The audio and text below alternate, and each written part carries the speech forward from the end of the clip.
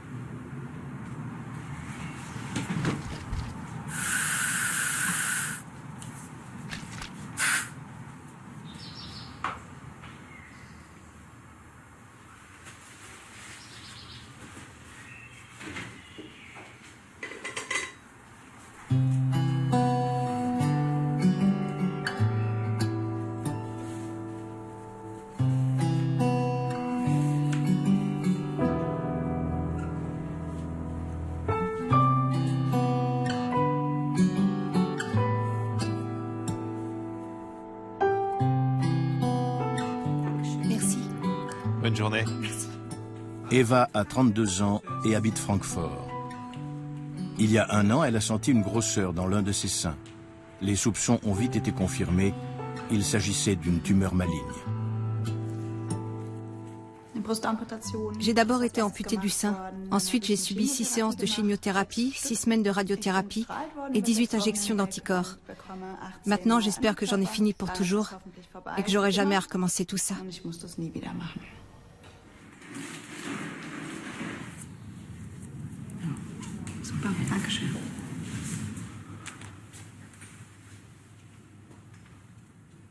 Vous avez bien supporté la perfusion? Très bien jusqu'ici. J'ai été voir ma gynécologue cette semaine pour une échographie des seins et tout va bien. D'accord. Mais il y a encore des lésions, apparemment bénignes. Vous avez des kystes dans le sein droit, c'est bien ça? Il ne faut pas le prendre à la légère. La tumeur était à gauche. Où exactement? Sur le dessus. Sur le dessus, d'accord. Il faut que vous fassiez attention au déodorant que vous utilisez. Vous devez regarder les ingrédients qui le composent et surtout vérifier qu'il n'y a pas d'aluminium. De l'aluminium. Exactement. Si c'est le cas, il faut le jeter et acheter une autre marque. Vous avez déjà eu une tumeur et à présent, vous avez des kystes dans l'autre sein. Je ne veux pas prendre de risques. Très bien.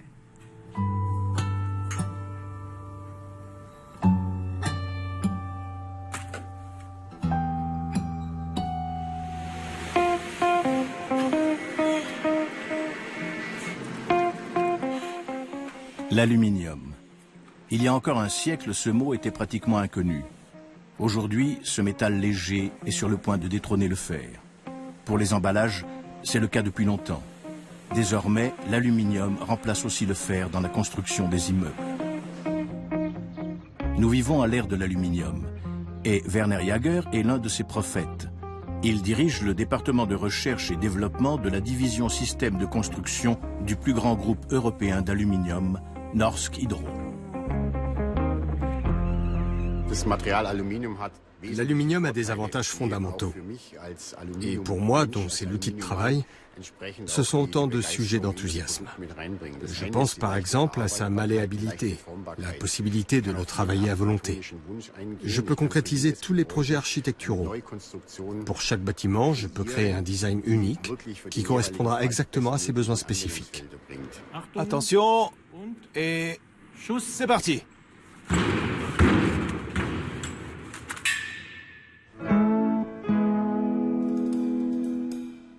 L'aluminium est bien plus qu'un matériau de construction.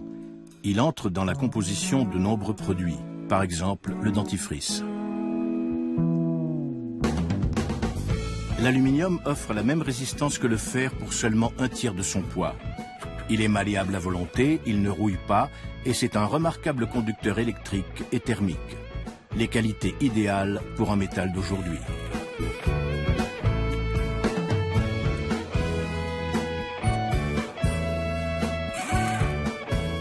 L'aluminium est un matériau de premier choix pour l'emballage, que ce soit pour les boissons ou la nourriture. Il ne laisse pas de goût et il est complètement opaque. C'est la petite touche de luxe qui scintille dans notre quotidien.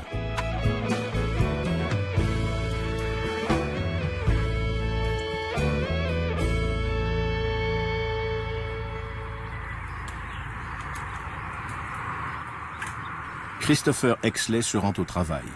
Ce toxicologue dirige l'Institut de biochimie minérale de l'Université de Kiel en Grande-Bretagne. Depuis 30 ans, un unique sujet l'occupe, l'aluminium.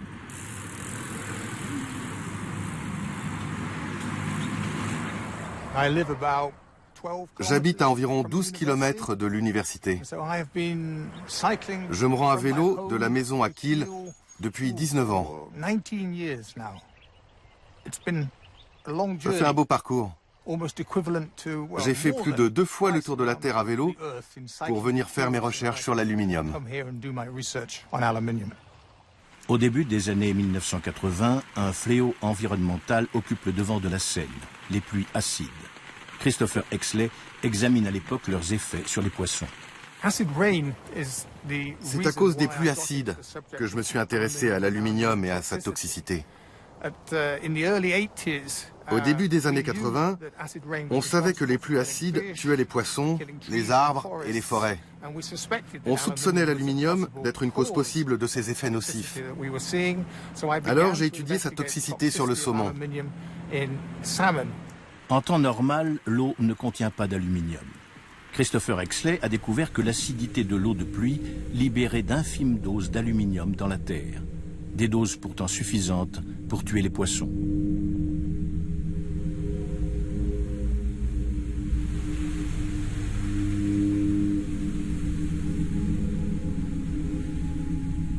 Il s'est avéré que les ions aluminium contaminaient les cellules des branchies et perturbaient leur fonction vitale. Les poissons étouffaient.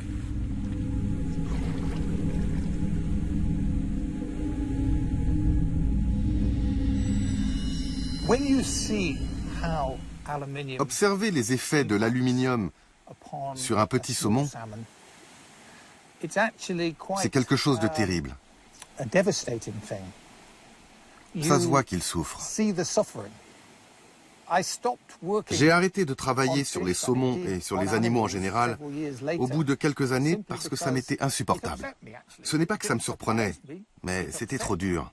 Ce sont ces observations qui m'ont conduit à étudier l'aluminium en lui-même et pas simplement son impact sur les poissons. Je voulais comprendre ses effets sur tous les êtres vivants et en premier lieu, bien sûr, les êtres humains.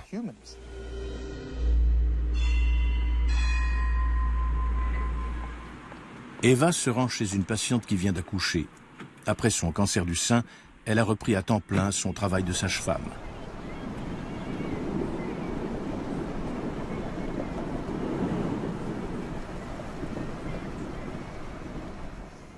Ça a été cette nuit?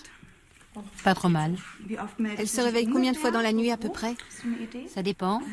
Elle est plus ou moins agitée.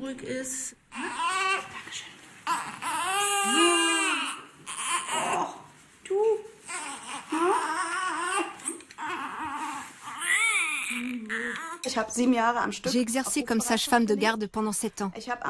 Je faisais au minimum 10 heures par jour et parfois jusqu'à 20 heures d'affilée. Les naissances arrivent plus fréquemment la nuit. Alors je continuais jusqu'au matin suivant et puis j'enchaînais avec les visites. Avec ce rythme de vie, je transpirais beaucoup et j'avais toujours un déodorant sous la main. J'en avais un dans mon sac de sport, un dans ma sacoche de travail, dans mon sac à main, à la maison, chez mon ami, un autre pour changer de temps en temps, et puis dans la voiture aussi, en cas de besoin.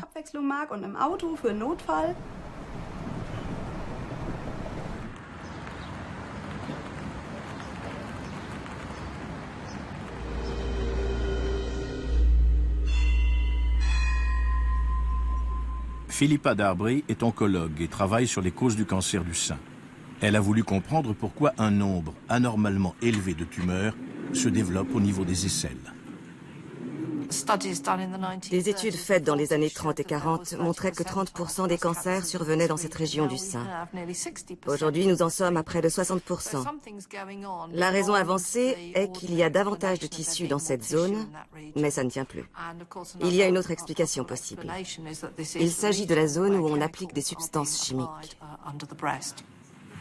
Philippa Darby a d'abord pensé que les parabènes, des conservateurs contenus dans de nombreux cosmétiques, pouvaient avoir ces effets toxiques.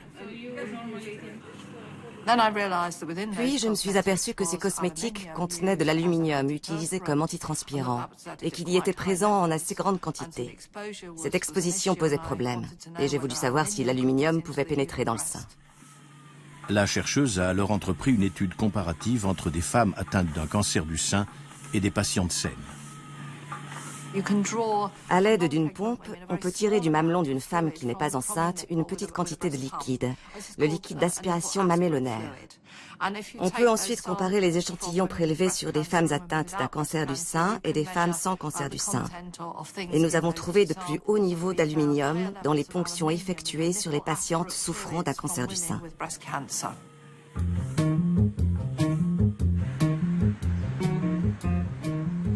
C'est à Londres, sur le prestigieux Haymarket, que se trouvent les bureaux de l'Institut international de l'aluminium, un organisme de lobbying de la filière. Nous y rencontrons le toxicologue Nicolas Priest, qui a été chargé par les industriels du secteur d'enquêter sur l'innocuité de l'aluminium.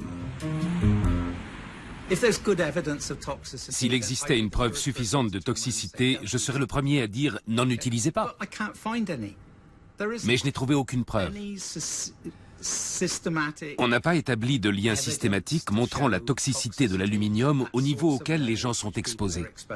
On ne met pas d'énormes quantités d'aluminium sous les aisselles. Non, ce sont des quantités minimes qui se dégradent et s'en vont sur les vêtements pour la plupart. La quantité qui est véritablement absorbée par le corps est une fraction de 1%.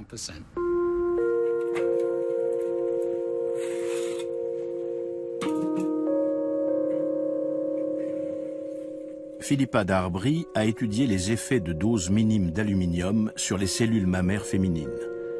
Cette étude s'est poursuivie sur 1 an afin d'observer l'éventuelle évolution des cellules vivantes en présence d'aluminium.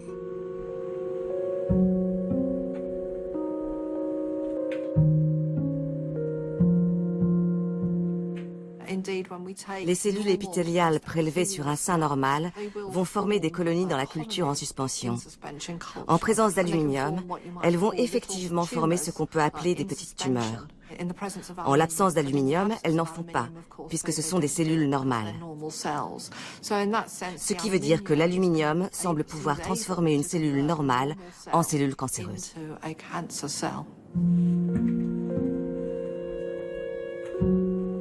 Philippa Darbry a mis en évidence un autre effet. En présence d'aluminium, les cellules cancéreuses migrent et forment des métastases. Nous avons également trouvé que l'aluminium est capable d'agir sur le comportement des cellules cancéreuses et même sur la manière dont elles se déplacent. Si ce résultat est prouvé et corroboré par d'autres laboratoires, c'est très grave. Car bien sûr, on ne meurt pas d'avoir une grosseur dans le sein. On meurt parce que les cellules migrent dans d'autres parties du corps.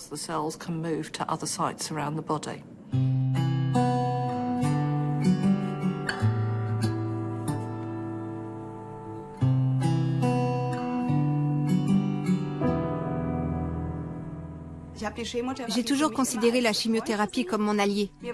Je savais que c'était du poison et que je mettais mon corps à rude épreuve. Mais je me suis constamment répété, « Allez, il faut le faire, tu vas y arriver. » Le plus dur, ça a été quand on a suspecté des métastases au foie.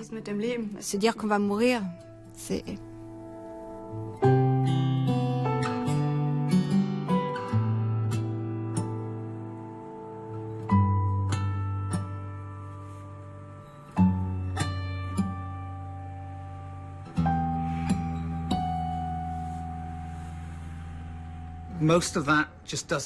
La plus grande partie ne passe pas à travers la peau. Évidemment, si vous vous rasez les aisselles et que votre peau est irritée, vous risquez de faire pénétrer davantage d'aluminium. Mais là encore, la quantité qui peut passer dans le corps est infime par rapport au niveau qu'on pense être toxique. Plus des 2/3 des déodorants du marché contiennent des composés d'aluminium comme principe actif. Le métal agit sur les cellules de la peau en bouchant les conduits, ce qui bloque la transpiration.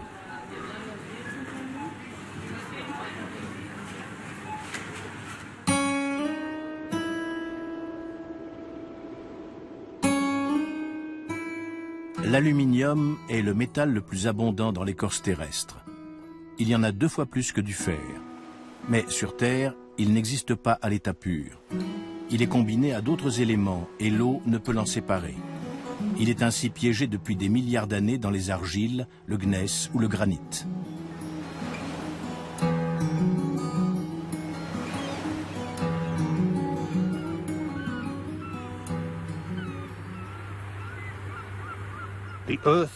Notre planète est principalement constituée d'aluminium, de silicone et d'oxygène. La croûte terrestre, cette couche qui entoure la totalité de la Terre, c'est de l'aluminium, du silicone et de l'oxygène. Et donc l'aluminium est omniprésent, il y en a partout.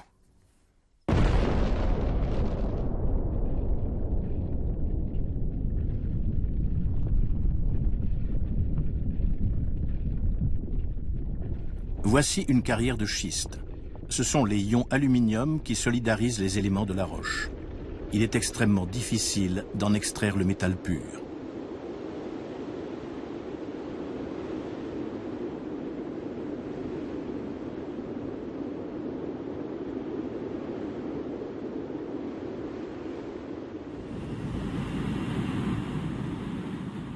La bauxite est le seul minerai qui contienne une concentration suffisante d'aluminium pour que son extraction soit rentable.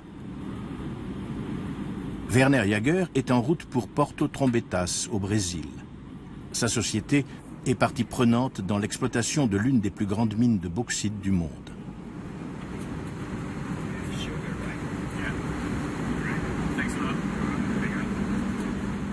Norsk Hydro est l'un des rares groupes au monde présents sur toute la chaîne de valeur de l'aluminium. De l'extraction de la bauxite à la fonte de l'aluminium, c'est-à-dire l'électrolyse, jusqu'à la plaque de métal fini. L'avantage de la bauxite de la forêt tropicale humide, c'est qu'elle est d'excellente qualité. Les meilleurs gisements de bauxite se trouvent sous les tropiques, en Afrique de l'Ouest, en Australie, en Inde, en Jamaïque et dans le nord du Brésil. C'est au milieu de la forêt vierge, à des centaines de kilomètres de la ville la plus proche, que s'est ouverte une enclave minière où travaillent 6000 ouvriers.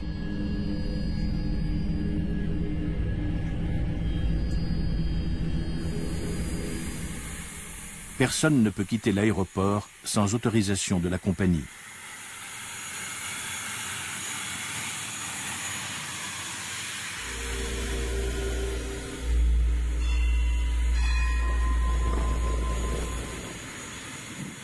Sous les tropiques, l'exploitation des mines de bauxite est très facile. En Europe, le minerai est enfoui très profondément dans le sol. Ici, il n'est qu'à quelques mètres sous la surface. Il suffit de défricher de grandes étendues de forêt tropicale et d'enlever la couche d'humus. Werner Jaeger commence sa tournée d'inspection au cœur de la mine. Bonjour Manuel, content de vous voir. Comment ça va? C'est une grande surface d'extraction. Il faut combien de temps pour la dégager? Ce bassin-là sera vidé en 2 fois 24 heures, en 48 heures.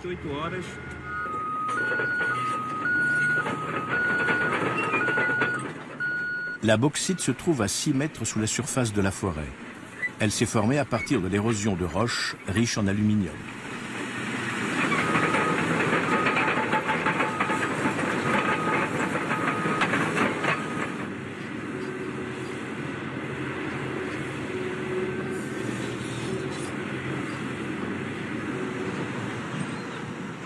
La zone d'extraction s'étend très rapidement, surtout depuis qu'on pratique les 3-8. Autrefois, les ouvriers logeaient près des mines. Aujourd'hui, il faut près d'1 heure de voiture pour arriver à la zone d'extraction.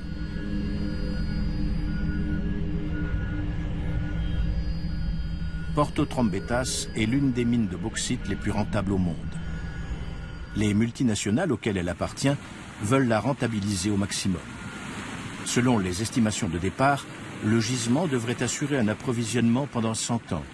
Au rythme où ça va, on prévoit désormais de l'épuiser en 30 ans. Pour ce faire, on abat chaque année l'équivalent de 250 terrains de football de forêt primaire, très riches en biodiversité.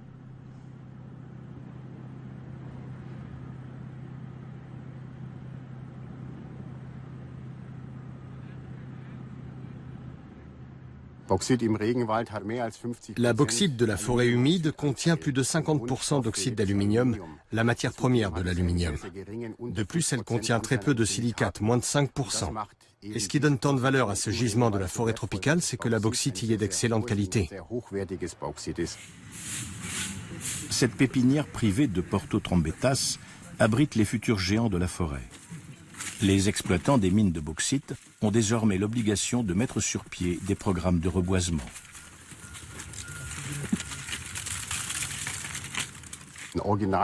La forêt humide d'origine abrite plus de 400 espèces différentes d'arbres et d'arbustes. Ici, on fait pousser environ 120 essences pour reconstituer aussi fidèlement que possible la forêt humide tropicale. Malgré ces efforts, la biodiversité originelle de ces lieux est perdue à jamais. Ce coin de végétation, reboisé en 1984, ressemble plutôt à une forêt traditionnelle.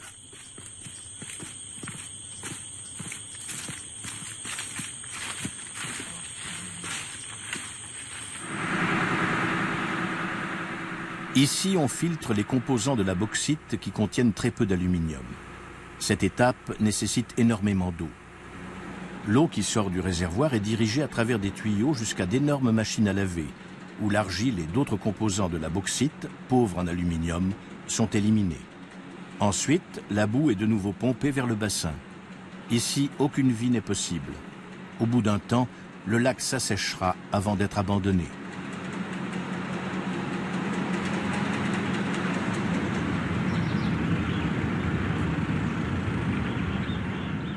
Un cargo rempli de bauxite quitte presque tous les jours le port de Porto Trombetas.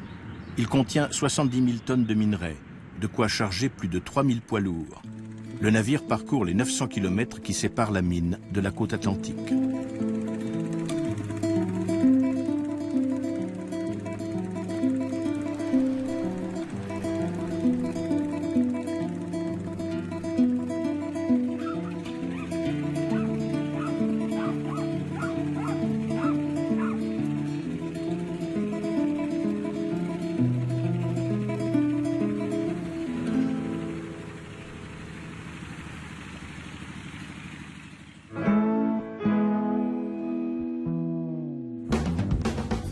De tous les éléments de la table périodique, l'aluminium est l'un de ceux qui offrent le plus d'applications. Il bouche les pores de la peau, favorise la formation d'émulsions et fluidifie à volonté crèmes et lotions.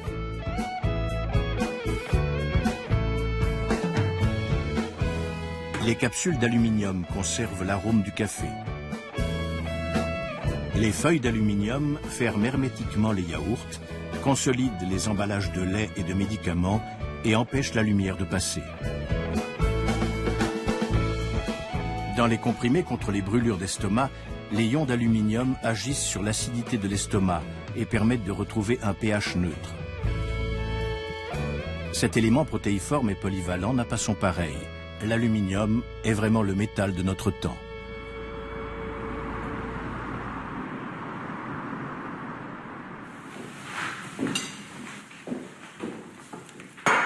À l'université de Vienne, une équipe de scientifiques travaille sur l'apparition des allergies. Pour tester les différents traitements et thérapies, il faut simuler les maladies. On sait depuis longtemps que lors des expérimentations sur les animaux, l'aluminium peut déclencher toutes sortes d'allergies. Allergies alimentaires, rhume des foins, eczéma atopique, asthme.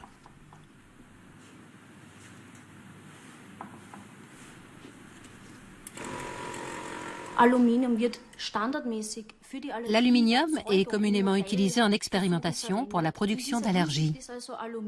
Nous l'exploitons sous forme d'hydroxyde d'aluminium. C'est une substance qui reproduit en quelque sorte les allergies lors des expériences sur les animaux.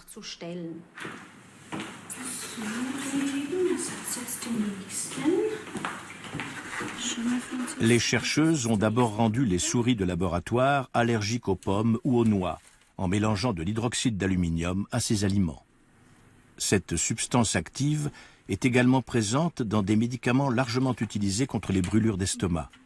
Les scientifiques ont ainsi découvert qu'une certaine quantité d'aluminium suffit à provoquer des allergies. Manifestement, l'aluminium permettrait au système immunitaire de neutraliser les effets d'une substance qu'on aurait administrée en même temps à l'organisme. Jusqu'ici, nous avons choisi les principaux allergènes alimentaires et nous avons montré que des allergies alimentaires peuvent surgir en présence d'aluminium utilisé comme excipient. En fait, on pourrait introduire des excipients dans tous les produits alimentaires et induire ainsi des allergies plus ou moins intenses à toutes sortes d'aliments. En général, mon nez coule et des fois, ça me pique la langue. Est-ce que c'est juste un petit picotement qui disparaît comme ça? En fait, j'ai les lèvres qui gonflent et ma gorge enfle un peu aussi. Le nombre de cas d'allergie a augmenté de façon spectaculaire ces dernières années, surtout chez les enfants. Des études montrent que le risque d'allergie est 2 fois plus important lorsque les mères ont pris des médicaments contenant de l'aluminium pendant leur grossesse. Tout s'est bien passé pendant la grossesse de votre femme? Oui, elle avait des brûlures d'estomac de temps en temps, alors elle prenait des médicaments pour se soulager. Mais sinon, tout s'est très bien passé. D'accord. C'est un sujet très délicat parce que, pendant la grossesse, la pression sur le diaphragme provoque des brûlures d'estomac. Aujourd'hui, on donne aux femmes enceintes des médicaments puissants qu'elles prennent sur de longues périodes. Ils n'agissent pas seulement sur leur système immunitaire, mais aussi sur celui de leur enfant, qui risque alors de développer des allergies. On peut même se procurer certains de ces médicaments en pharmacie sans ordonnance.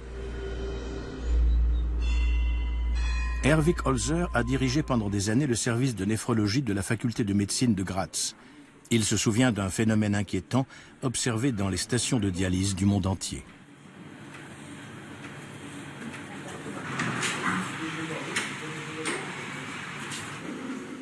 C'était dans les années 70. On a observé des cas très lourds d'affections neurologiques anormales, des signes de défaillance très graves, des perturbations de la parole, du mouvement. Et bizarrement, on a vu apparaître, surtout chez des jeunes, des cas cliniques ressemblant à des AVC ou à des symptômes de la maladie d'Alzheimer. Il a fallu procéder à des recherches très poussées pour identifier le coupable. Il s'agissait de nouveaux médicaments composés de substances semblables à celles des comprimés contre les brûlures d'estomac. Quand nous avons compris d'où venait le problème, nous avons immédiatement supprimé l'hydroxyde d'aluminium. Mais il n'y a eu aucune amélioration des déficits neurologiques. L'aluminium avait déjà atteint le cerveau et ses effets toxiques s'étaient propagés dans les cellules, si bien qu'on n'a pu observer aucune rémission. Günther Parol est libraire. Ces dernières années, il a été victime d'absences inexplicables. Graziella, sa femme, a d'abord cru à du surmenage ou une forme de dépression. Mais au bout de quelque temps, il a dû arrêter de travailler.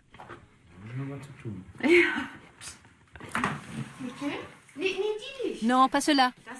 Ce sont les bouts qu'on a coupés. Ah oui, pardon. On va les enlever.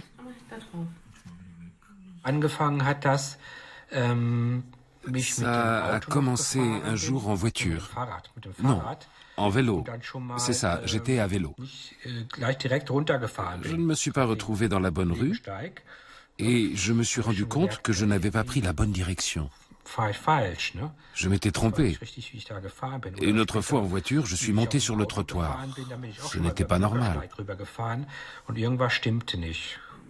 Pour en avoir le cœur net, son neurologue a soumis Günther Parol au test de l'horloge, le test standard pour diagnostiquer la maladie d'Alzheimer.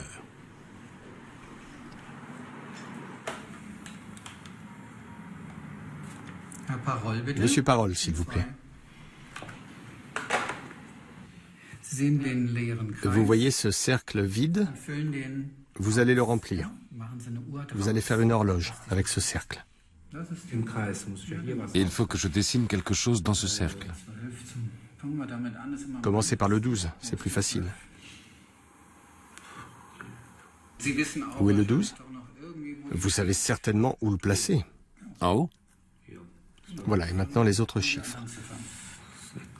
6, 7, 8, 9... Maintenant, on va indiquer une heure précise. 11h10. 11h10. Comment ça peut être? Non, c'est pas ça. Non? Non, c'est pas ça. Ça doit être un peu plus loin.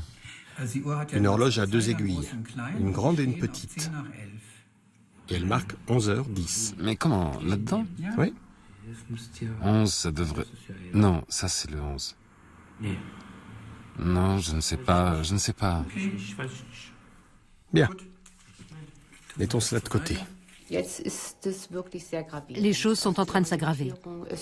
Il perd le sens de l'orientation. Quand on est revenu de vacances, les premiers jours, il était complètement perdu dans l'appartement. Il était dans l'entrée et disait « Où est-ce que je dois aller? Comment je fais pour aller dans la chambre ou la salle de bain ?» Günther Parol a toujours consommé les médicaments avec modération, sauf ses pilules contre les brûlures d'estomac.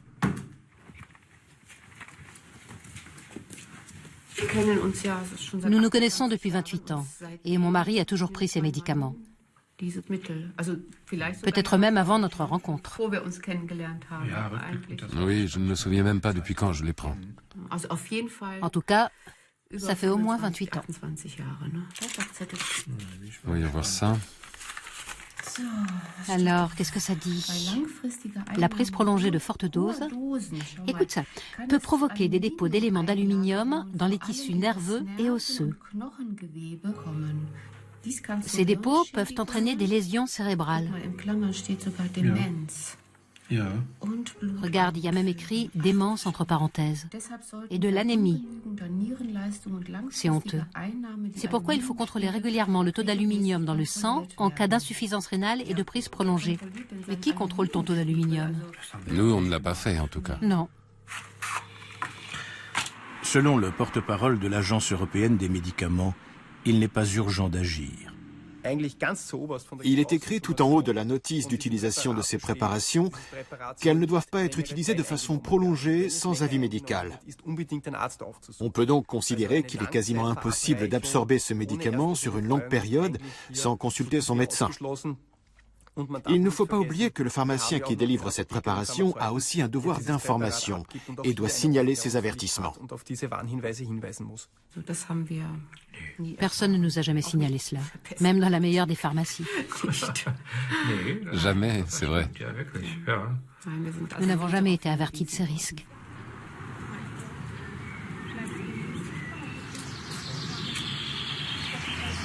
Ich denke mal, wir pflanzen die fleißige Lucy mal hier ein. Magst du was buddeln schon mal? In dem Bereich, ne? Nee, musst du die andere Seite nehmen, genau. Genau, aber tiefer. Il y a quelques jours, un article est paru dans le journal. Apparemment, il parle de développer bientôt un nouveau médicament. Oh, c'est sans doute trop tard pour moi. Peut-être que je partirai avant.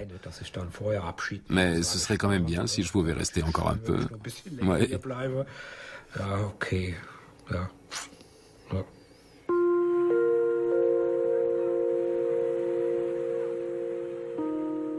L'aluminium est le seul élément disponible en abondance sur Terre qui ne soit pas utile à l'organisme et dont aucune fonction biologique n'a besoin. Du point de vue de l'évolution, c'est très inhabituel car la nature cherche généralement à tirer parti de tout ce qui existe.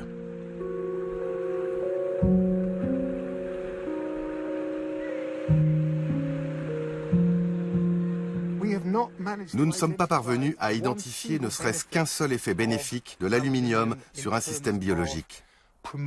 Il est évident qu'il est d'un énorme intérêt pour l'humanité dans la science des matériaux et dans beaucoup de domaines, puisque nous vivons à l'ère de l'aluminium. Mais apparemment, il ne présente d'intérêt pour aucun système biochimique donné. Et nous ne parlons pas seulement de l'être humain. Depuis la plus petite bactérie jusqu'à l'homme, il n'y a pas un seul exemple d'un organisme qui utiliserait l'aluminium pour en tirer un bénéfice.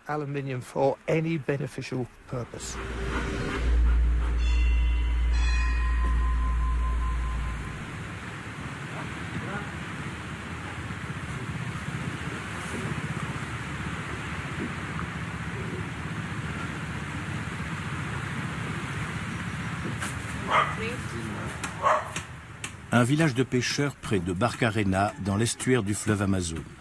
L'état du Pará est largement couvert de forêts tropicales et traversé par de grands fleuves comme le Rio Pará, qui coule parallèlement à l'Amazone vers l'Atlantique. La population locale tire traditionnellement de la pêche une bonne partie de sa nourriture.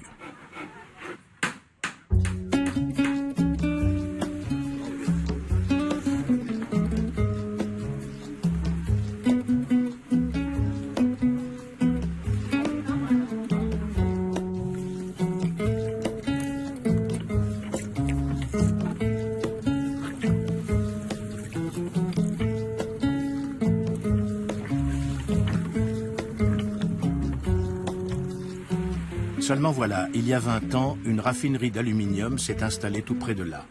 Depuis, tout est différent. Le vent disperse la poussière d'aluminium sur des kilomètres à la ronde.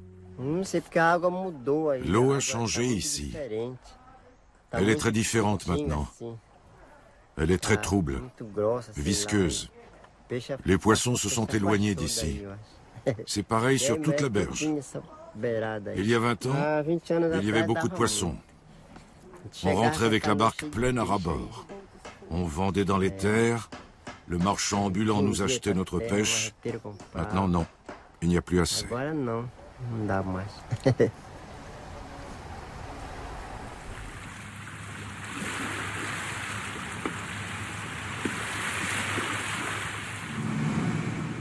Voici mon entreprise. C'est la plus grande usine d'aluminium au monde. Nous avons la capacité de produire plus de 6 millions de tonnes par an. 6 millions de tonnes. Oui, 6 millions par an.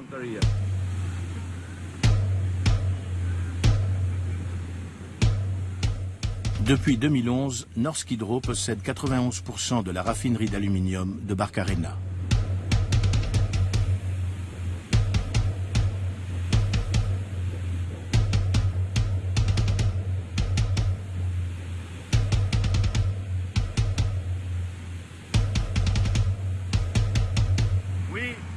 La bauxite arrive de Trombetas par bateau dans le port.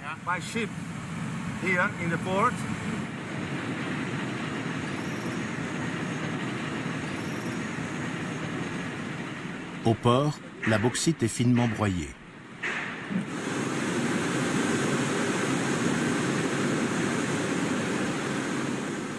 Pour isoler l'aluminium du fer et des autres composants, il faut de grosses quantités de soude caustique. Les ouvriers ont peur de cette solution alcaline, la plus corrosive que l'on connaisse. La soude dissout l'alumine contenu dans le minerai et on obtient ainsi une liqueur séparée des impuretés non solubles.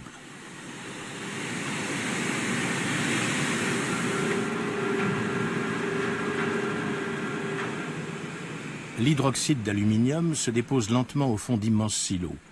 On récupère le plus possible de soude caustique afin de la réinjecter dans le processus.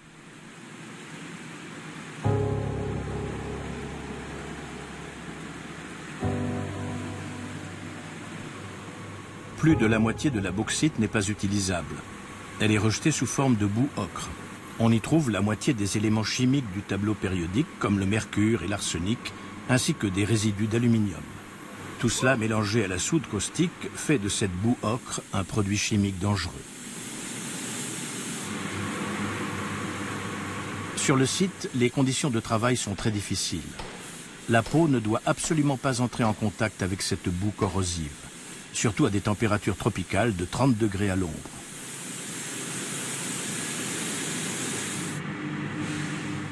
À la fin du processus, la boue ocre est chargée dans des camions et transportée à la décharge.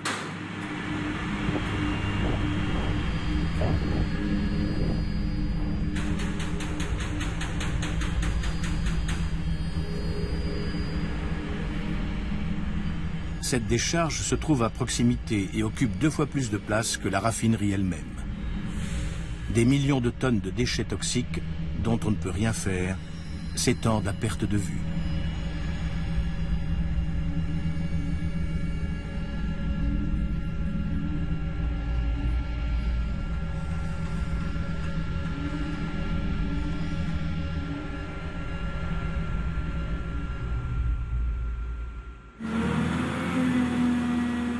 Cette belle poudre blanche n'est pas de la farine, mais de l'hydroxyde d'aluminium. On l'utilise dans d'innombrables produits cosmétiques et pharmaceutiques. C'est aussi un gélifiant pour les liquides et un adjuvant pour les vaccins.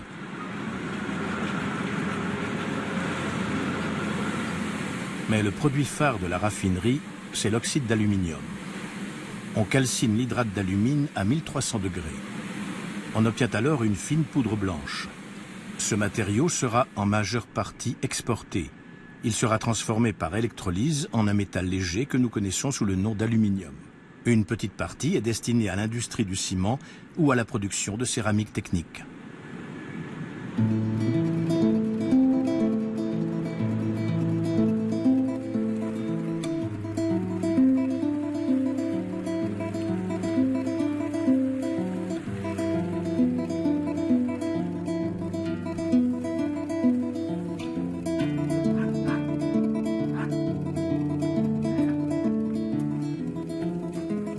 Aujourd'hui, José Brandao a pêché une livre de crevettes.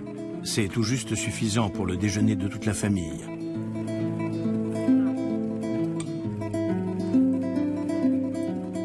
José est pêcheur. Avant, il avait 2 employés. Maintenant, il se fait aider par son fils de 10 ans. Mais il faut aussi que le petit Carlos aille à l'école.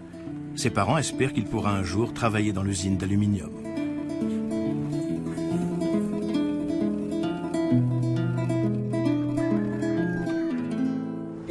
L'entreprise n'engage que des personnes avec un niveau d'études que n'ont pas la majorité des gens de notre communauté.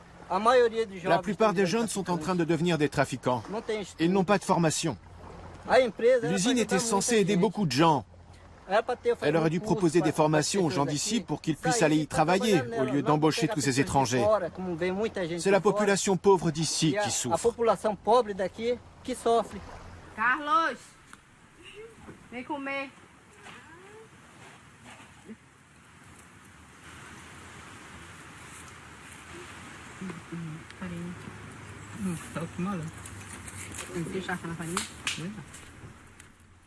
Barcarena a vu sa population tripler au cours des 20 dernières années. Ce petit coin de province paisible compte aujourd'hui 150 000 habitants.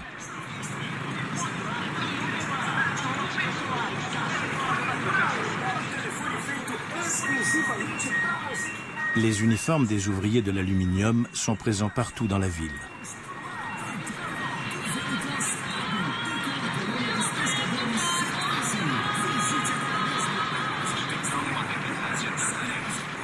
Les quartiers où résident les dirigeants de l'aluminium sont tranquilles et bien sécurisés.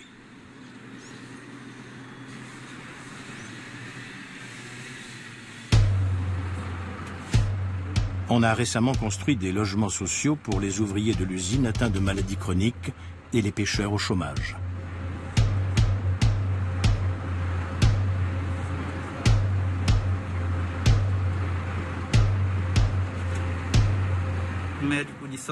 Le médecin m'a dit d'arrêter de jouer au foot et d'arrêter le vélo. Je lui ai demandé, pourquoi, docteur? Parce que vous pourriez vous casser les os très facilement. Il y a 3 mois, je me suis cassé la jambe. J'ai 7 broches ici. Je n'arrive pas à dormir.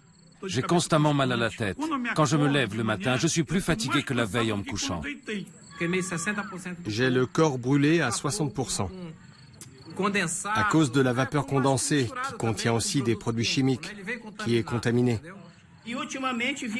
Ces derniers temps, je vis comme ça. Voilà tous les médicaments que je prends. J'ai des médicaments pour dormir. Ils sont où? Aide-moi, s'il te plaît. 34 ans. J'avais 34 ans quand ils m'ont dit de prendre ma retraite. D'un côté, ça a du bon, mais de l'autre, non. Comment ça se fait qu'ils mettent à la retraite un type de 34 ans? Ça veut dire que c'est grave. J'ai 29 ans. En mai, ça fera 5 ans que j'ai commencé à travailler là-bas. C'est difficile pour moi de passer à autre chose, en sachant que c'est là-bas que je suis tombée malade. Ils emportent les richesses et nous, on reste avec les maladies. C'est pas une entreprise, ce sont des assassins. Vous pouvez leur dire ce que je pense d'eux. Ce sont des bandits, je le dis haut et fort. Nous avons confronté la direction du groupe à ces accusations. Un porte-parole a reconnu que les ouvriers étaient exposés à divers éléments nocifs, comme les produits chimiques, la chaleur et le bruit. Mais Norsk Hydro, a-t-il ajouté, n'est majoritaire dans l'entreprise que depuis février 2011. Un plan de sécurité de grande envergure est actuellement mis en place et la direction du groupe en attend une réduction substantielle des risques pour la santé des ouvriers. Le groupe a aussi des projets plus ou moins aisés à mettre en place pour valoriser la montagne de boue ocre qui ne cesse de croître.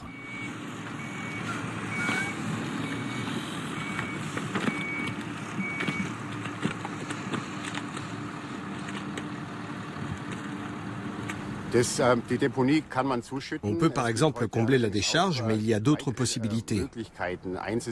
L'une d'elles consiste à fabriquer avec la boue une sorte de brique et des matériaux pour la construction de routes. Il y a des maisons expérimentales construites avec un matériau contenant jusqu'à 80% de boue ocre. L'idée ici, c'est de récupérer la solution aqueuse. On va aménager la décharge en pente. De cette façon, le poids de la boue, sans cesse déversé, va faire pression et entraîner le liquide vers le bas. Il va s'y accumuler et on pourra ainsi en recycler la plus grande partie dans le processus. Il n'en restera qu'une petite partie que nous pourrons réintégrer sous forme d'eau neutralisée dans le cycle écologique normal. Ça, c'est la théorie.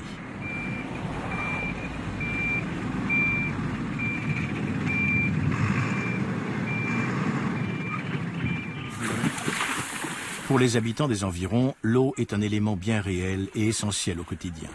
Ils s'y baignent, ils y lavent leur linge, ils la boivent, ils s'en servent pour faire la cuisine. C'est ainsi depuis des générations.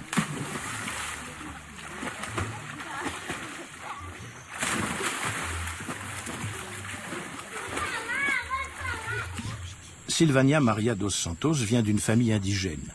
Comme tous les jours, elle est allée chercher de l'eau pour faire la cuisine. Il n'y a pas l'eau courante et peu de gens ont les moyens d'acheter des bouteilles au supermarché.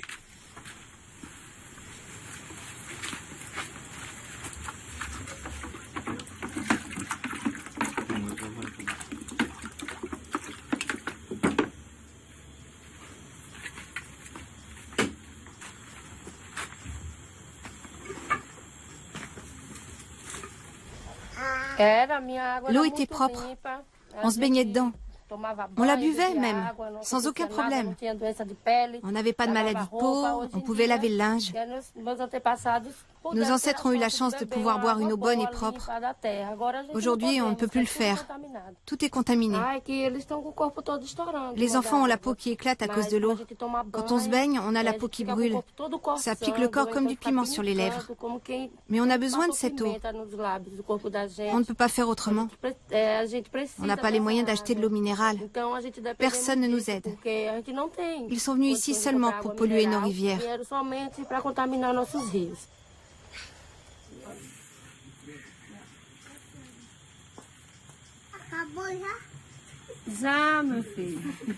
Ces mêmes propos, on les retrouve dans tous les villages des alentours.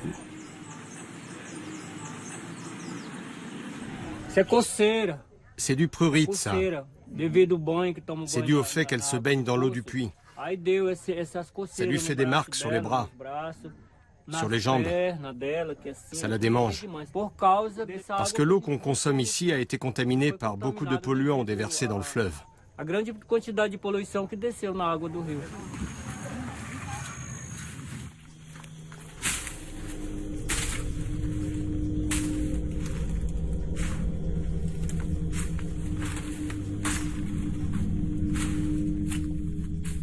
Le domaine de l'usine d'aluminium est voisin du village.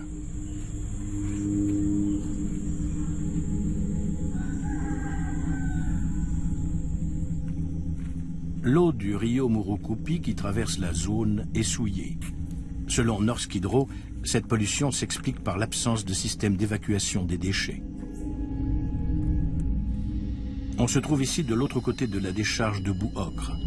Il y a 3 ans, le bassin a débordé après de fortes pluies et la boue a envahi les terres. La direction du groupe regrette l'incident. Elle affirme que les règles de sécurité sont désormais plus sévères.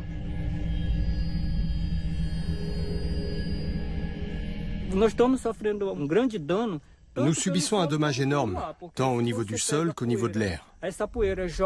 Quand la poussière arrive sur notre village, elle se fixe aux toits et aux arbres. Et quand il pleut, elle passe dans le sol. À partir du moment où l'eau s'infiltre dans un de ces grands bassins, vous pouvez être sûr que toutes les nappes phréatiques de la région sont contaminées.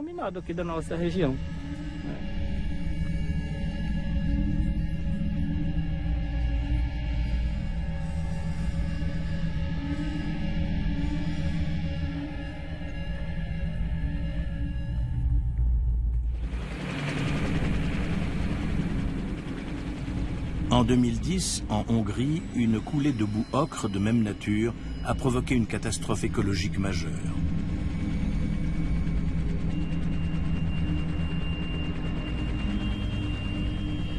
Sur le site de l'usine d'aluminium d'Aïka, la digue d'un bassin de stockage s'est effondrée. Une marée d'1 mètre de haut s'est déversée sur la petite ville de Devecser. Les riverains ignoraient que cette coulée ocre n'était pas de l'eau, mais de la boue corrosive et toxique. Quand elle a envahi son quartier, Istvan Benke, de la station locale de télévision, a eu le réflexe d'attraper sa caméra.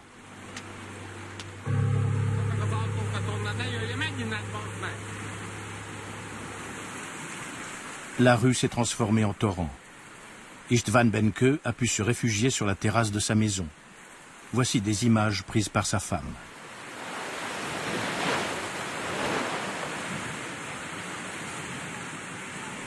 C'est en s'apprêtant à prendre sa douche qu'Istvan Benke a compris qu'il ne s'agissait pas d'une boue ordinaire. La solution alcaline avait dissous ses chaussettes. Ce voisin est tombé.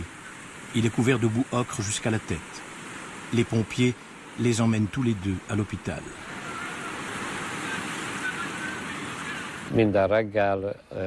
Tous les jours, quand on changeait mon bandage, ma peau piquait. Au début, je le sentais, mais au 4e jour, la peau était morte. La soude caustique avait si bien fait son œuvre qu'elle a même rongé la chair.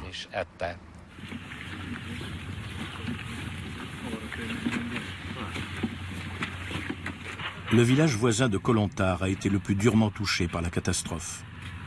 Josef Fuchs, un agriculteur, arpente les ruines de la maison de ses parents.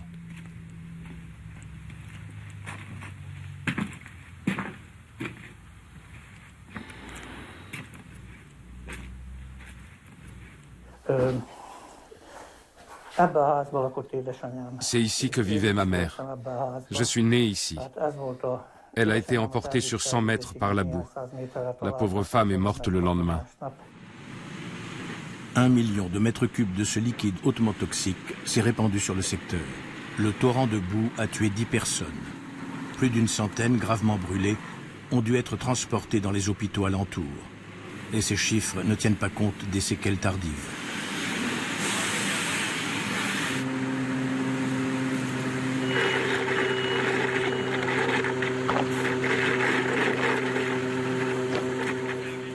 Un an plus tard, le quartier où se trouvait la maison d'Istvan Benke avait été rasé.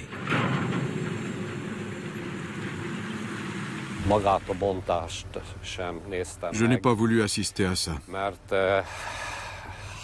Pour moi, c'était insupportable de voir l'œuvre de toute une vie disparaître en l'espace d'une demi-heure.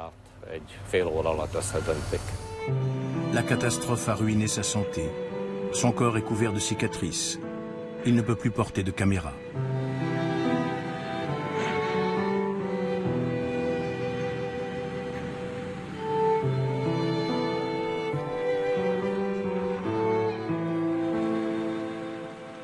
Quant à l'usine d'aluminium, elle a rapidement repris sa production.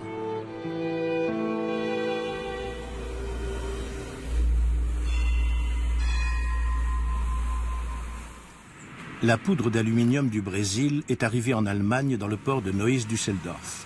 C'est ici que va se dérouler l'ultime étape du processus de fabrication, la décomposition de l'alumine par électrolyse.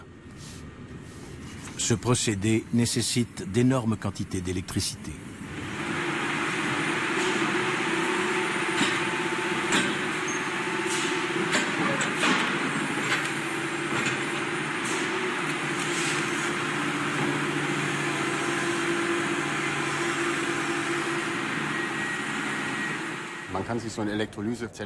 Une cuve électrolytique, c'est une sorte de baignoire dont l'intérieur est revêtu de carbone. C'est là que se produit la fusion. On y fait passer un courant électrique de très haute intensité qui va transformer l'alumine ou oxyde d'aluminium en aluminium. Plus d'1% de la consommation mondiale d'électricité est utilisée pour la production d'aluminium.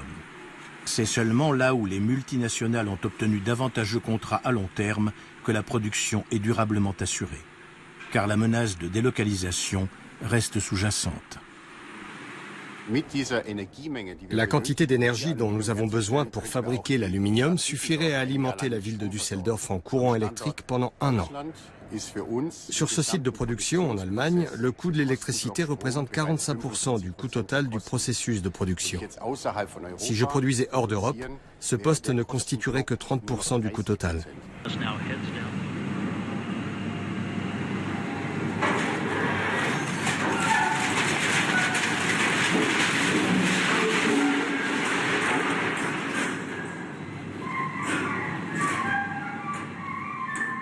Une fois l'aluminium fabriqué, on peut théoriquement le fondre à volonté pour le retraiter.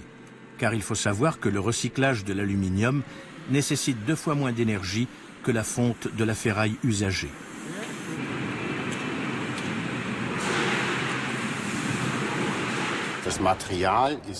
Le matériau recyclé est extrêmement intéressant en termes de profit. Les taux de recyclage sont très élevés. Ils atteignent 95% et les produits obtenus ont une très haute valeur ajoutée. À chaque étape de la transformation, la valeur du produit est multipliée par 5. D'abord de la bauxite à la poudre d'oxyde, puis de celle-ci à la barre de métal qui pourra prendre toutes les formes et toutes les épaisseurs voulues. Mais la phase de production la plus coûteuse et la plus polluante est de plus en plus délocalisée dans les pays en voie de développement.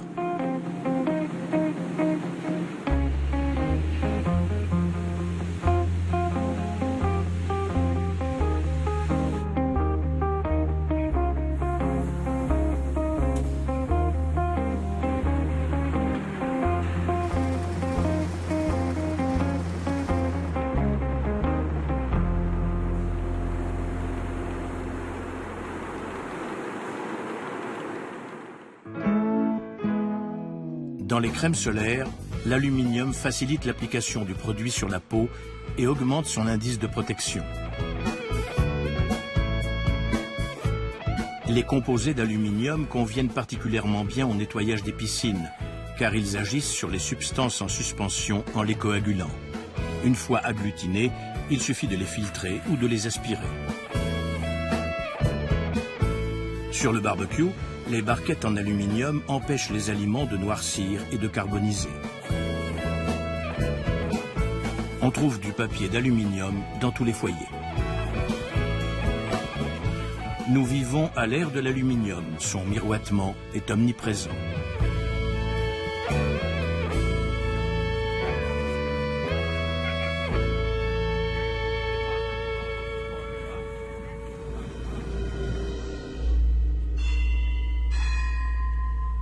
L'eau de surface étant généralement plus sale que l'eau souterraine, on la traite souvent à l'aide de composés d'aluminium. Par exemple, dans la station d'épuration de Camelford, dans le sud-ouest de l'Angleterre. En 1988, il s'est produit un incident qui a eu des conséquences dramatiques. Je passais par ici tous les matins pour aller chercher les journaux, le long de la rivière. Ce jour-là, la berge était couverte de poissons morts. Plus un seul n'était vivant. Je me suis demandé ce qui avait bien pu se passer. Le soir, ma femme a pris un bain. Et quand elle s'est lavé les cheveux et qu'elle a mélangé le savon et l'eau, c'est devenu tout bleu. Elle a été très surprise, mais elle ne s'est pas inquiétée, ça l'a seulement étonnée. Ça s'est passé mercredi soir. On n'a rien su avant le jeudi midi. On a pris un café le matin, il avait mauvais goût. On ne savait pas pourquoi. Ça pouvait venir d'un tas de choses. Ça tachait les gants de toilette. On ne pouvait plus se brosser les dents. Quand on mettait le dentifrice dans notre bouche, ça faisait plein de mousse. Le service des eaux évoque alors un problème technique mineur. L'eau est parfaitement saine et on peut la boire, même si, à cause de son goût, les gens n'auront pas envie de le faire. On peut s'en servir tout à fait normalement, mais il est possible qu'elle irrite la peau de certaines personnes. Doug Cross a fini par faire le lien entre les poissons morts et le goût bizarre de l'eau.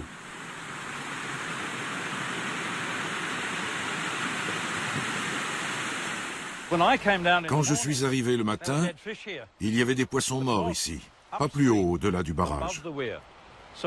Donc la pollution de la rivière ne pouvait pas venir de l'amont. Elle venait d'ici. C'est alors que quelqu'un a dit que plus loin sur la route, on avait vidangé les conduites d'eau pendant la nuit dans la rivière de l'autre côté du pont. C'est ce qui avait tué les poissons. En d'autres termes, notre eau potable était empoisonnée. Quelques semaines plus tard, les représentants du service des eaux ont fini par expliquer ce qui s'était passé. Un chauffeur de camion avait déversé par erreur un chargement de sulfate d'aluminium dans le réservoir d'eau potable. L'eau contaminée est passée directement dans les conduites d'alimentation du secteur. Lorsqu'il s'est aperçu de l'erreur, le service a tout bonnement laissé l'eau souillée s'écouler, ce qui explique la mort des poissons. À l'époque, Doug Cross est à la tête du comité pour la reconnaissance du scandale. Ce qu'il faut qu'on sache maintenant, c'est quels seront les effets à long terme de cet accident. Je pense qu'il y a eu pas mal de négligence dans le suivi de cette affaire. On n'a pas recueilli tous les indices existants. Avec Carol, sa femme, ils ont eux aussi bu cette eau polluée. Nous avons tout fait pour éviter de boire cette eau. Mais nous avons dû en absorber une certaine quantité. On l'a stockée dans le réservoir du toit de cette maison, là où nous habitions. Puis ma femme a commencé à souffrir très sérieusement d'arthrite. Sa maladie était relativement bénigne à l'époque. Il y avait beaucoup de cas bien plus graves. Certaines personnes m'ont raconté qu'elles avaient des trous de mémoire en conduisant. Elles s'arrêtaient brusquement sur le côté de la route et se disaient « Où est-ce que je vais ? Pourquoi suis-je sur le côté de la route? Je suis du mauvais côté. » Ce genre de choses devenait courant. Puis j'ai commencé à recevoir des coups de fil de fermiers. L'un d'entre eux m'a dit j'avais 40 agneaux dans un pré alimenté par une conduite d'eau de la ville, et dans un autre pré, j'avais 200 agneaux avec de l'eau de source. Tous ceux qui étaient dans le pré avec de l'eau de source sont en bonne santé, mais sur les 40 qui buvaient l'eau du robinet, 10 sont morts. Puis on m'a fait part du même genre de problème avec les vaches. Quand on voit de gros animaux mourir et qu'on vous dit « Mais non, ça n'affecte pas les hommes », on sait que c'est un mensonge. En 2003, 15 ans après l'accident, Doug Cross a remarqué des changements inquiétants dans le comportement de sa femme. Le premier symptôme qui s'est manifesté, c'est qu'elle avait des problèmes dans les magasins. Quand on lui demandait de payer, elle donnait n'importe quelle somme en souriant. Elle ne savait pas du tout si c'était le bon montant. Et j'ai fini par m'apercevoir qu'elle achetait toujours la même chose. J'ai dû m'occuper seul des courses. Elle avait fait de merveilleuses peintures sur galets, de très belles choses, très minutieuses. Mais petit à petit, la qualité a diminué et elle a fini par abandonner. Elle n'en était plus capable. Elle est devenue extrêmement faible. Et petit à petit, elle a perdu toutes ses facultés. Un jour, elle m'a dit « Tu prendras soin de moi ». Je n'ai pas compris ce qu'elle voulait dire. Ce n'est qu'après que je me suis rendu compte de la gravité du problème. Puis, à un moment donné, elle m'a regardé et elle m'a dit doucement « Adieu, adieu, adieu ». Et c'était la dernière fois qu'elle m'a parlé. Carol est décédée peu de temps après. Elle avait 59 ans.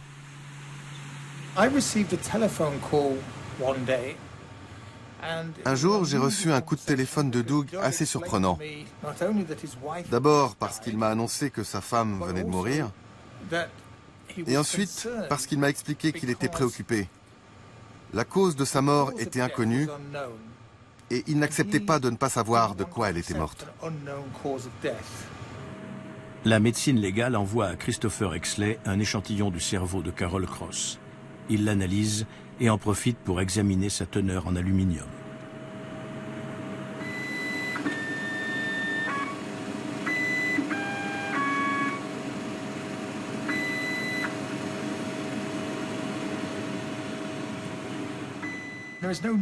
Il n'y a pas de taux normal.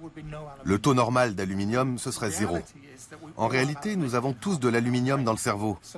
Quelque chose comme 1 ou 2 microgrammes d'aluminium par gramme de tissu en poids sec. Nous avons découvert que dans certains cas de maladie d'Alzheimer, ce chiffre peut aller jusqu'à 4, 5 ou 6. Dans l'un des échantillons du cerveau de Madame Cross, nous avons trouvé 23 microgrammes par gramme en poids sec, ce qui est proprement inouï. C'est l'un des taux les plus élevés que nous ayons jamais mesurés.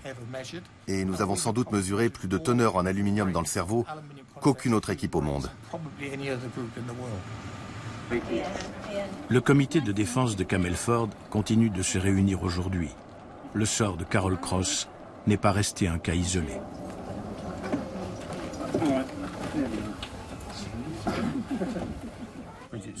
Bridget a beaucoup lutté pendant ses 18 derniers mois de vie. Je ne l'ai su que 3 semaines avant sa mort. Elle avait bien gardé son secret. Elle s'est battue jusqu'à la fin. Elle avait 61 ans, je crois. Je me souviens qu'au travail, j'avais d'affreux maux de tête. J'étais vraiment fatiguée. J'avais une terrible envie de dormir. Il a commencé à perdre la mémoire vers la fin. Et il a également eu des crises d'épilepsie. Les résultats des tests montraient de graves anomalies au niveau de l'irrigation de son cerveau. La spécialiste a déclaré qu'elle n'avait jamais rien vu de semblable. En clair, elle a dit que de nombreuses parties du cerveau de Richard n'étaient plus irriguées par du sang. Le cerveau était mort.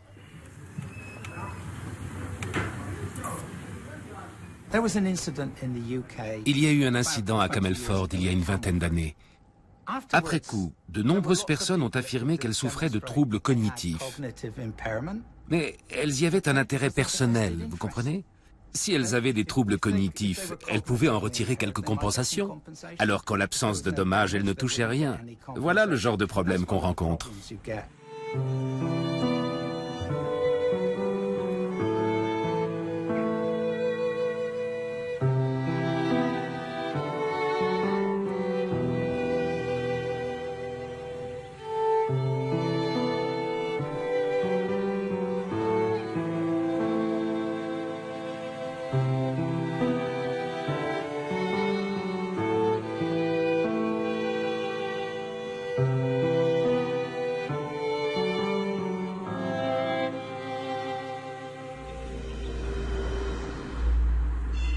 Dans de nombreuses régions d'Europe, comme ici dans la Ruhr, on utilise l'aluminium dans le traitement de l'eau potable. Ici, c'est du chlorure d'aluminium, un composé qui élimine les particules en suspension.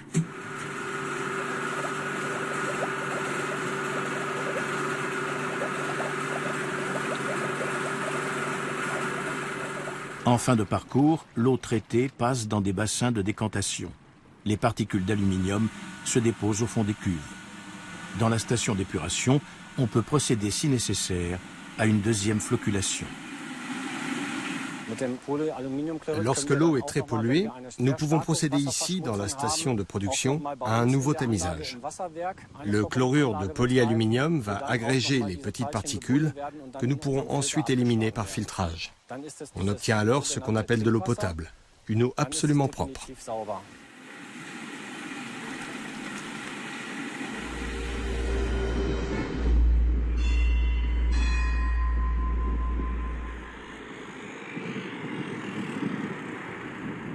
En France, on a également recours à l'aluminium pour purifier l'eau potable et il y reste toujours un peu de métal. Des scientifiques de l'Université de Bordeaux ont conduit une étude sur 15 ans pour évaluer les risques sanitaires de l'eau ainsi traitée.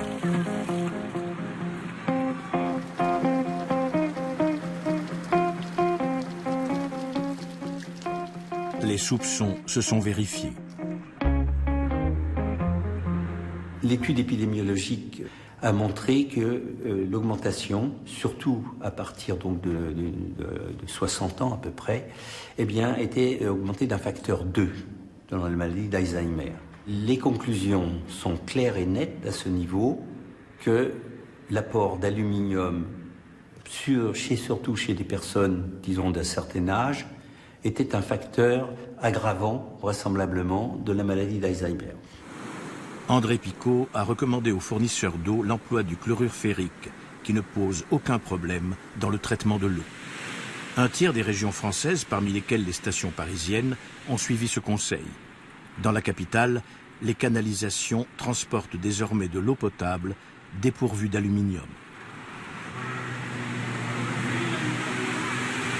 La substitution des sels d'aluminium par des sels ferriques est, à mon sens, une excellente chose parce que le fer, d'après ce que l'on sait de sa toxicité, n'a pas d'incidence sur le vieillissement cérébral.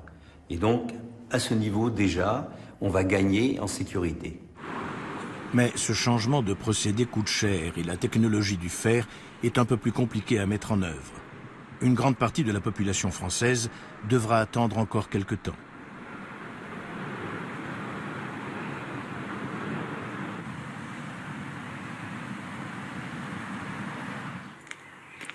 Il y a 3 ans, Gerhard Brauer a appris qu'il était atteint de la maladie d'Alzheimer. Pour ce dentiste berlinois et Birgit, sa compagne, la moindre tâche quotidienne est devenue un défi. Il faut qu'on réfléchisse à ce qu'on va faire à manger ce week-end. Je vais regarder, on a encore du pesto. Ah oui, On pourrait faire une salade et quelques pâtes. ça fera un repas. Et après, Pour demain, du filet d'agneau. tu crois qu'ils en ont? Oui. Oui, super. Tu y vas? Je te note tout. Je vais trouver le magasin. Tu vas le trouver. Mais est-ce que tu vas trouver les filets d'agneau? Bien sûr, s'ils en ont. Et pour LOL, il faut des saucisses. Reviens-nous sains et saufs. On verra.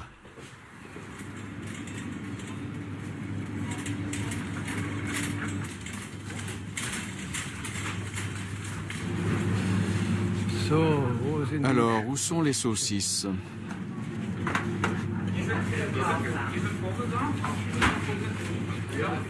Je ne trouve pas les saucisses.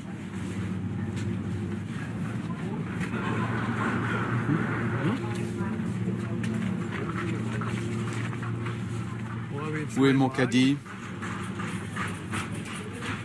Est-ce que quelqu'un sait où il est passé? Nous ignorons si l'aluminium est un facteur aggravant ou véritablement une cause de la maladie d'Alzheimer. Ce que nous savons, c'est que l'aluminium est un neurotoxique et qu'il est associé aux principales caractéristiques pathologiques de la maladie d'Alzheimer. Cela ne change rien au fait que dans les régions où il y a une certaine quantité d'aluminium dans l'eau courante, on constate une incidence plus élevée de la maladie. Les liens établis existent bel et bien. Aucun d'entre eux ne prouve que l'aluminium cause ou contribue à causer la maladie d'Alzheimer, mais le contraire n'a jamais été prouvé non plus.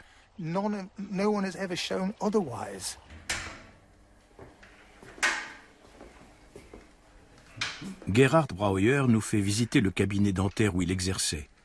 Les dentistes sont amenés à manipuler des alliages d'aluminium. On a déjà mis en évidence le lien entre l'utilisation de ce métal et certains problèmes de santé chez les prothésistes dentaires. Il y a 3 ans, Gerhard Brauer a dû fermer son cabinet. Depuis, beaucoup d'objets lui sont devenus étrangers.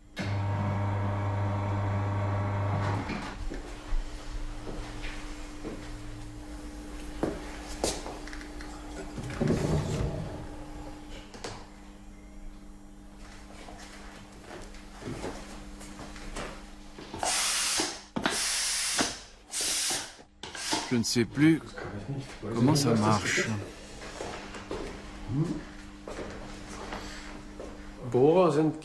Les fraises servent à soigner les dents. On se sert de ces instruments pour mieux voir dans les angles et tout ça. Et puis, bien sûr, il faut aussi regarder avec ces sondes, enfin, avec les doigts, si tout est comme il faut.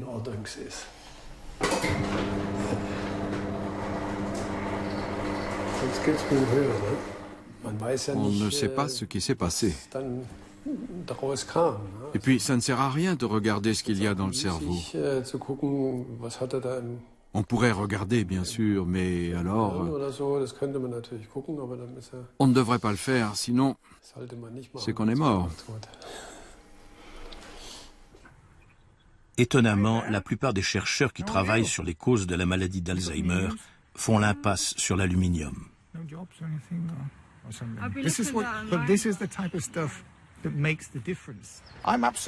Je suis convaincu que la maladie d'Alzheimer existerait sans l'aluminium. Mais est-ce qu'elle surviendrait chez des gens si jeunes? On vivrait peut-être jusqu'à 150 ans en l'absence d'aluminium. Et est-ce que la maladie serait aussi violente? Peut-être qu'elle serait moins agressive, moins débilitante, et que les personnes atteintes mèneraient une existence moins misérable entre le moment où elles sont diagnostiquées et le moment où elles meurent. Aujourd'hui, la majorité des gens pensent que ce n'est plus un problème, que l'aluminium n'est pas vraiment dangereux pour la santé. Un point de vue que Christopher Exley ne partage pas du tout. La recherche sur l'aluminium a été arrêtée, délibérément. Et à cause de cela, nous sommes loin d'avoir des réponses concernant les effets de l'aluminium sur la santé. Même si peu de projets de recherche sont en cours, des études toujours plus nombreuses pointent le risque que présente l'aluminium pour la santé. C'est le cas à l'université Paris-Est, où Romain Guérardi, chef du service des maladies neuromusculaires, a été confronté à une pathologie nouvelle qui touche de plus en plus de personnes. Luc Braconnier est un cas typique. Cet agriculteur souffre de fatigue chronique et de douleurs musculaires tellement violentes qu'il ne peut pratiquement plus exercer son métier. Vous avez quel âge? 53 ans. Par rapport à des symptômes de chaud, froid, fatigue. Les patients présentent des douleurs musculaires diffuses, chroniques, un syndrome de fatigue très anormal, chronique, et ce qu'on appelle des troubles cognitifs, c'est-à-dire des troubles de la mémoire, des troubles de la concentration, qui les dérangent beaucoup dans leur vie professionnelle.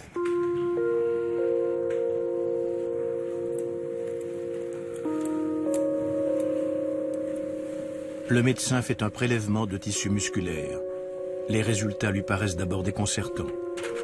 Dans les régions enflammées du muscle, on trouve d'innombrables macrophages, des phagocytes du système immunitaire. On voit une nouvelle pathologie qu'aucun pathologiste français spécialiste du maladie musculaire n'a jamais vue. On le décrit, on lui donne un nom, on s'aperçoit qu'il est très caractéristique. On l'appelle myofascite à macrophage. Quelques mois après, on reçoit une information de collègues biophysiciens qui nous disent c'est très étonnant, vos macrophages sont remplis d'aluminium. Voilà. Et vous voyez ici cette cellule, c'est le macrophage avec les inclusions d'aluminium dedans. On ajoute de l'aluminium aux vaccins pour augmenter leur efficacité. Dans la communauté scientifique, ces adjuvants sont parfois qualifiés de « dirty little secret », de sales petits secrets, car personne ne sait exactement de quelle façon l'aluminium renforce l'efficacité du vaccin, ni ce que devient le métal dans l'organisme.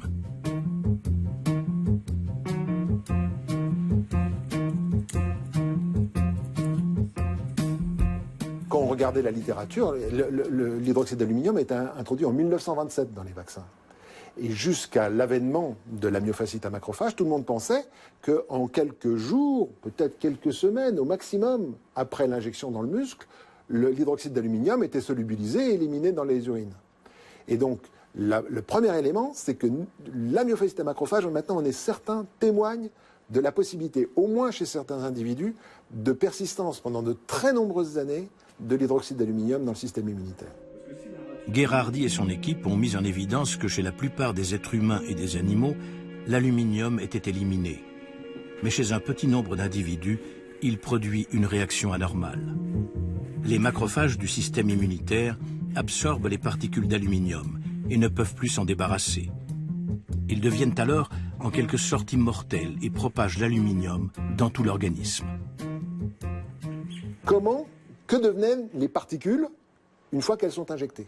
On arrive à rendre fluorescentes les particules, ce qui permet de les observer et observer leur devenir dans l'organisme. On s'aperçoit que les particules injectées dans le muscle, sont capturées par les cellules dans le muscle, elles sont transportées dans le ganglion lymphatique et après circulent dans la circulation pendant des mois et pénètrent avec beaucoup de retard dans le système nerveux central.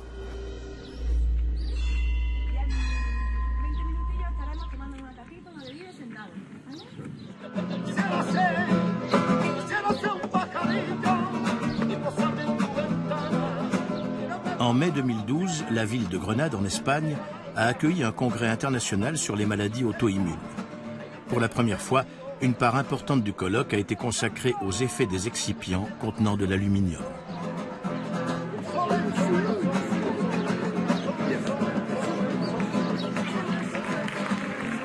Le président du congrès est l'immunologue israélien Yehuda Schoenfeld.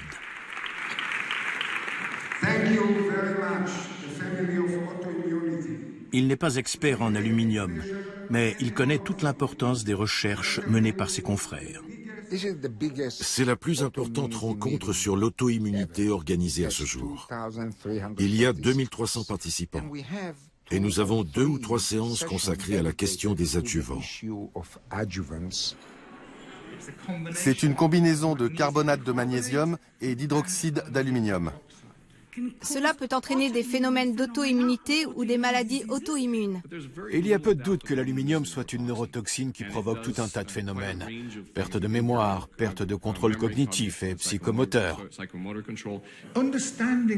Comprendre le fonctionnement de l'aluminium, c'est être à même de comprendre son mode d'action.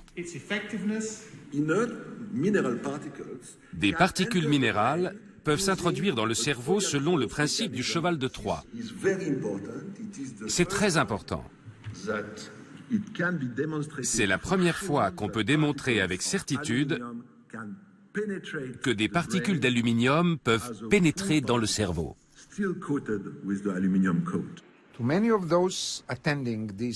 Pour de nombreux participants, ce fut une révélation.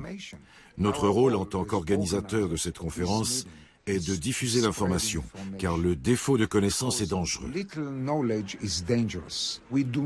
Nous ne condamnons pas les vaccins. Nous ne voulons pas les supprimer. Mais j'aimerais pouvoir repérer quelles personnes sont sensibles à l'aluminium afin qu'elles évitent son usage. Lors du congrès, un consensus s'est dégagé. Les fabricants de vaccins doivent investir à l'avenir dans le développement d'alternatives sans aluminium. Mais les autorités de l'Union européenne n'y voient aucune urgence. Je pense que ce n'est pas le rôle de l'Union européenne de faire pression, du moins s'il n'y a pas de danger imminent. Or, de notre point de vue, il n'y a pour l'instant pas de danger imminent en ce qui concerne l'hydroxyde d'aluminium. Sur quelle base ferions-nous pression? Retour à Francfort. Eva a organisé une petite fête pour ses amis. Voilà 1 an qu'elle a surmonté la chimiothérapie.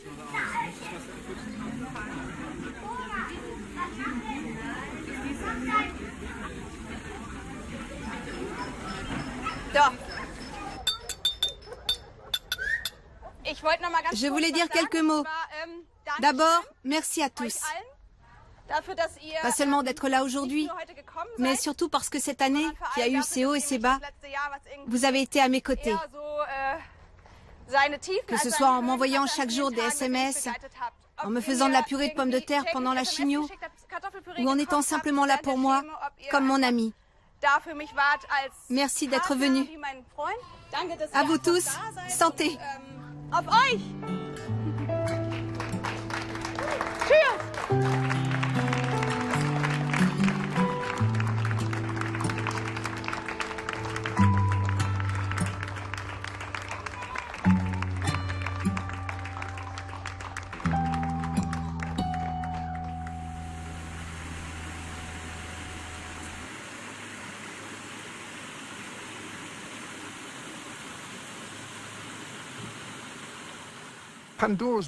On a ouvert la boîte de Pandore. On a libéré l'aluminium. Quel en sera l'impact sur l'avenir de notre vie sur Terre? Les premiers éléments de réponse ne sont pas fameux. Il faut qu'on essaie de résoudre ce problème. L'ère de l'aluminium ne va pas prendre fin de sitôt. Il faut qu'on apprenne à vivre en évitant les conséquences actuelles et potentielles de la concentration croissante d'aluminium dans le corps humain et l'augmentation de la fréquence des maladies qui sont peut-être liées à ce métal.